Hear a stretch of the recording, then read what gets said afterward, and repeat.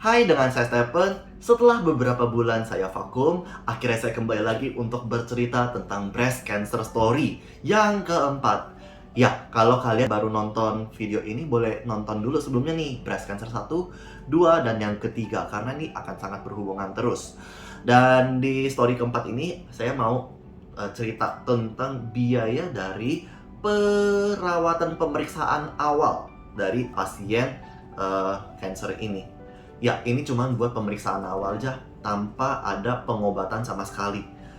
Dan pemeriksaan awal itu apa aja? 2 kali konsul dokter, konsul dokter 1 dan kedua maksud saya, terus cek darah, USG, terus PET scan, PET CT scan ya sebutannya, terus biopsi, terus itu aja total biayanya udah 31 juta.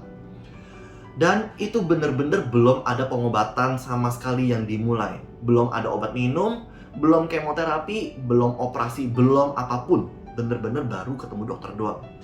Ya, tapi karena pasien ini adalah seorang nasabah Prudential, nasabah saya, klaim dari manfaat yang dia miliki, akhirnya bisalah kita klaim dengan total 330 juta.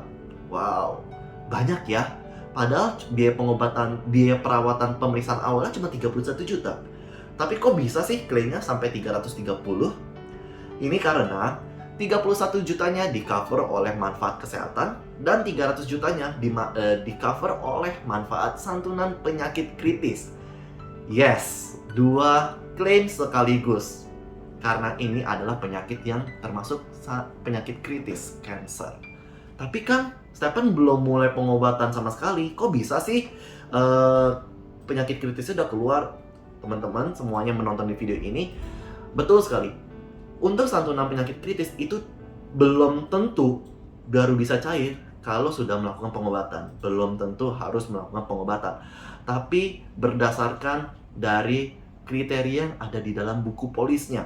Atau kadang-kadang, jika memang sudah divonis oleh penyakit tersebut dan memang pemeriksaannya sudah mendukung, maka sudah bisa klaim juga manfaat santunan kritisnya. Dan nasabah ini sekali lagi saya ulang ya, sebelumnya di story kedua atau story ketiga saya bilang bahwa, story pertama mungkin, nasabah ini sama sekali tidak pernah merasakan kesakitan. Cuman dari diagnosanya aja dibilang bahwa stadium 3. Dan stadium 3 ini memang sudah termasuk penyakit kritis. Bahkan sebenarnya kalau kanker payudara stadium 1 pun juga udah termasuk sebagai penyakit kritis. Seperti itu. Nah, penasaran nggak kira-kira nih ya, 300 jutanya buat nasabah itu dipakai untuk apa? Nah, problemnya adalah selama pasien ini berobat, sebenarnya yang kebetulan saya selalu mengikuti pasien ini untuk pergi berobat. Saya nemenin dari awal sampai sekarang, saya masih tetap keep kontak, tetap masih kasih inputan untuk kemana, kurang lebih seperti itu. Nah, tapi yang saya rasakan adalah dari saya sendiri ya, 300 juta ini sangat membantu keluarga. Kalau misalkan seandainya saya adalah keluarganya pasien, 300 juta ini adalah sebagai uang dimana kalau misalkan saya tidak bisa buka toko, saya tidak bisa pergi ke kantor, maka uang ini adalah pengganti saya, uang pengganti kalau saya tidak bekerja. Jadi ini adalah sebagai jaminan penghasilan saya selama saya pergi berobat. Tenang, berobat itu selalu di cover dengan manfaat kartu hitam, apalagi penyakit kanker ini sudah dijamin akan di cover terus menerus. Dan uang 300 juta ini adalah uang pengganti penghasilan saya karena saya harus menemani pasien pergi berobat, seperti itu. Jika kalian adalah nasabah Prudential atau bahkan kalian bukan nasabah Prudential yang menonton video ini dan kalian merasa, oh saya sudah ada manfaat kartu hitam atau manfaat kesehatan atau BPJS sekalipun, tapi saya belum ada manfaat santunan kritis seperti ini, kalian boleh memiliki manfaat ini karena akan sangat membantu keluarga kalian, terutama yang mendampingi, menggantikan penghasilan mereka selama harus mendampingi pasien pergi berobat. Dan ini adalah akhir dari story keempat. Di story kelima, saya akan membahas tentang pengobatan yang dilakukan oleh pasien.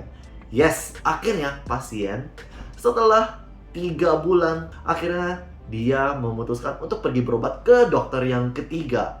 Ya, kita pergi ke dokter yang ketiga dan pasien akhirnya langsung setuju mau pergi berobat. Pengobatannya seperti apa? Dengan kondisi pasiennya seperti apa setelah 3 bulan tidak melakukan apa-apa? akan saya bahas di video yang kelima. See you on the next video. Jika kalian suka video seperti ini, silahkan di like, share, dan subscribe. Dengan saya Stephen, siap membantu merencanakan keuangan Anda.